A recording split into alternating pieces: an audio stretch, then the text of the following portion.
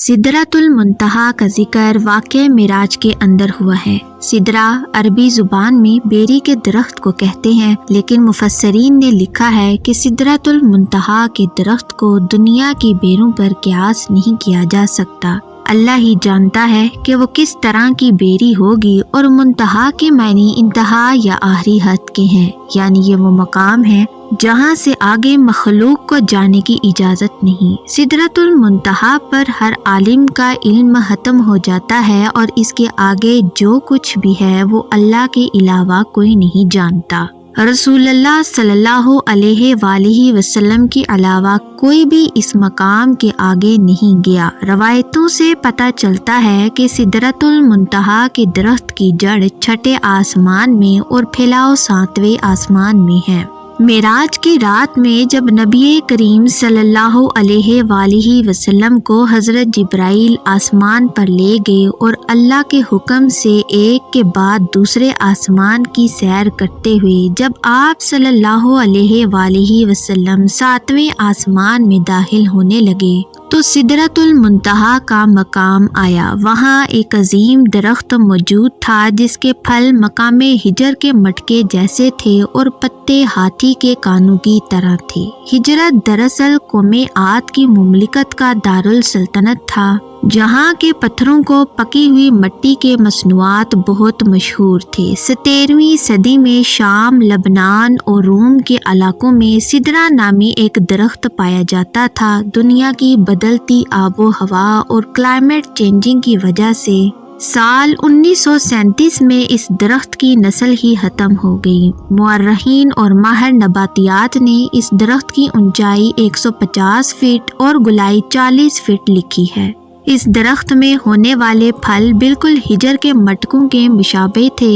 इस तारीखी दरख्त के जलाल और अजमत को देखकर इंसान हैरत में डूब जाता है, जो अपने दौर का एक अजीम और खूबसूरत दरख्त था। बाइबल मुकद्दस में भी इस दरख्त का तस्करा रेस के नाम से किया जाता है। हजरत सुलेमान, हजरत मूसा और हजरत ईसा अलैहिस्सलाम के अरशदात में भी बड़े अदब के साथ इस दरख्त का नाम मिलता है, जिसने इसकी अजमत बयान की गई है। ज़बूर में गस दरख्त को ट्री ऑफ लॉर्ड यानी खुदावंद खुदा का दरख्त कहा गया है। हजरत दाऊद और सुलेमान अलैहिस्सलाम ने अपनी इबादतगाहें और मोहल्लात इसी दरख्त की लकड़ियों से बनवाए थे।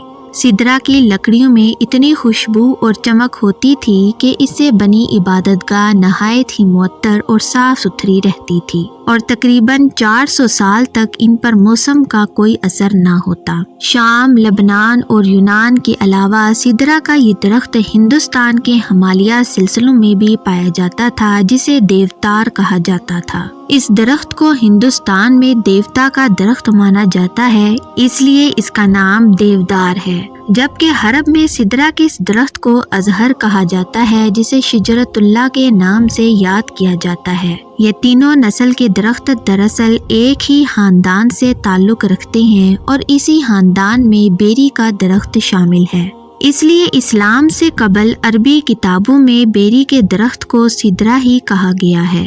मुख्तसर ये कि सिदरा कदीम दौर का एक अहम और नायाब दरख्त था, इसलिए कुरान और हदीस में सिदरतुल मुंतहा को दुनिया के इस बेरी के दरख्त से तशबीह दी गई है। लेकिन सिदरतुल मुंतहा जो सातवें आसमान पर मौजूद है, इस दुनियावी बेरियों के दरख्त के जैसा बिल्कुल नहीं। हजरत अब्दुल्ला बिन मसूद रज़िया ताला अन्हु ने फरमाया कि सिदरतुल मुंतहा छठे आसमान पर है। जमीन से ऊपर जाने वाली चीजें सिदरा पर आकर रुक जाती हैं, फिर इन्हें फरिश्तों के जरिए वसूल किया जाता है, और इसी तरह ऊपर से नीचे आने वाली चीजें इस तक आकर रुक जाती हैं, फिर इन्हें नीचे से वसूल किया जाता है। मुफस्सरीन ने लिखा है कि सिदरतुल मुंतहा के करीब ही जन्नतुल माविया है, जो जन्नत का आला ترین مقام ہے اور جہاں قیامت سے پہلے شہیدوں کی روحوں کو ٹھہرایا جاتا ہے۔ سدرۃ المنتہا کے متعلق روایتوں میں آتا ہے کہ اس کے ہر پتے پر فرشتہ کھڑا ہے جو اللہ کی تسبیح میں مشغول ہے اور اس کی شاخوں اور پتوں پر سبز رنگ کے پرندوں کا جھنڈ بیٹھا ہے۔ بعض علماء نے لکھا ہے کہ وہ سبز رنگ کے پرندے دراصل انبیاء علیہ السلام اور اولیاء کرام کی روحیں ہیں۔ سدرۃ المنتہا ایسا درخت ہے جس کے تنے کی چوڑائی 72 سال کے سفر کے برابر ہے، جبکہ بہترین سوار اس کی شاخوں کے سائے میں قریب 100 سالوں تک سفر کر سکتا ہے۔ نبی صلی اللہ علیہ وآلہ وسلم نے فرمایا کہ سدرۃ المنتہا کے اس درخت کی جڑ سے 2 زہری نہریں نکلتی ہیں اور اسی طرح اس کی تنوں سے 2 باطنی نہریں بھی نکلتی ہیں۔ آپ صلی اللہ علیہ وآلہ وسلم نے معراج کی رات ان نہروں کو دیکھا تو جبرائیل امین سے دریافت کیا کہ اے جبرائیل، یہ باطنی اور زہری نہریں کیا ہیں؟ اس پر جبرائیل نے فرمایا کہ باطنی نہریں جنت میں جاتی ہیں اور زہری نہریں دنیا میں گرتی ہیں، جو دریائے نیل اور دریائے فرات ہے۔ شمالی افریقہ میں بہنے والا دریائے نیل دراصل یونانی لفظ نیولس سے نکلا ہے جس کے معنی وادی کی ہیں۔ یہ دنیا کا سب سے لمبا دریا ہے جس کی لمبائی 6000 کلومیٹر سے بھی زیادہ ہے۔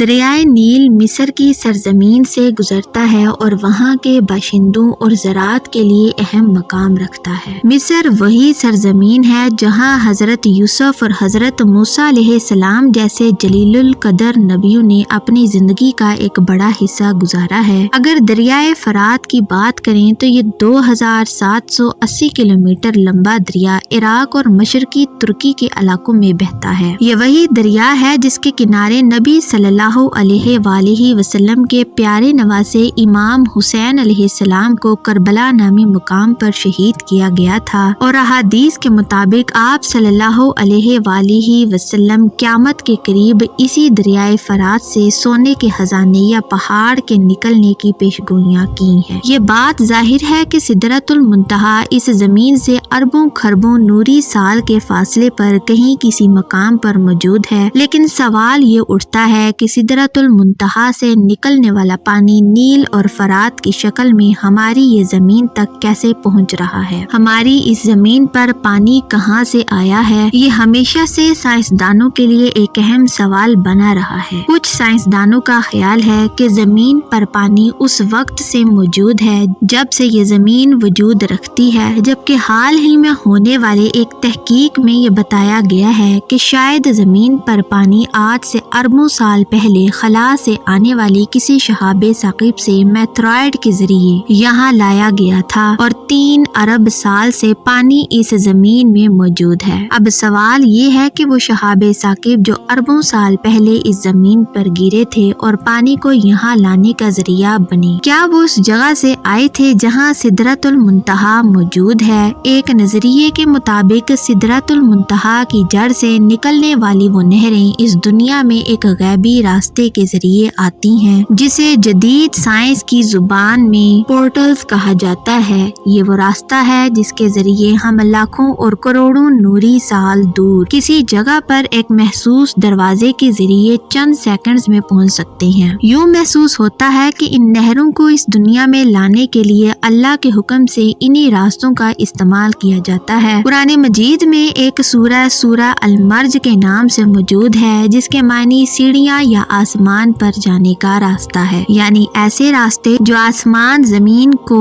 کسی اور ہی دنیا کے ساتھ کنیکٹ کر رہی ہو، جیسا کہ اللہ نے سورہ مرج میں فرمایا ہے کہ اللہ کی طرف سے ایسے راستے جنہیں فرشتے اور روح استعمال کرتی ہیں تاکہ وہ اوپر کی طرف چڑھ سکیں۔ آخر یہ راستے کون سے راستے ہیں اور کیا نیل فرات انہی راستوں سے اس دنیا میں آ کر بہتے ہیں؟